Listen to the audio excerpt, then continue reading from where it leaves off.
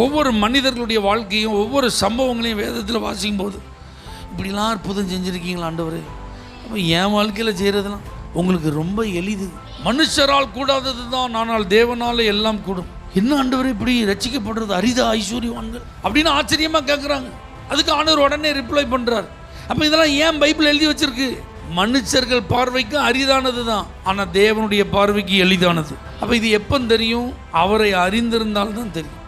இது எப்போ நம்ம நாவு உச்சரிக்கும்? அதை குறித்த தியானம் நமக்குள்ளே இருந்தால் தான் உச்சரிக்கும். இல்லாட்டி வாயிலிருந்து வர்றதெல்லாம் எதிர்மறையாக இருக்கும், அவிசுவாசம் நிறைந்ததாக இருக்கும். உங்களை என்னை ஆண்டவர் அவிசுவாசமாக பேச அழைக்கலை, எதிர்மறையானதை பேச அழைக்கலை. வசனத்தை தியானித்து அதன் அடிப்படையில் நாம் விசுவாசிக்கிற தேவன் எப்படிப்பட்டவர் என்பதை அறிந்து நம்ம பேசுகிறவங்கள மாறணும். கர்த்தர்ட்ட பேசுங்க. கர்த்தர் யார் என்பதை அறிந்து அதுக்கப்புறம் அங்கே பேசுங்க. அற்புதங்களை காண்பீர்கள்.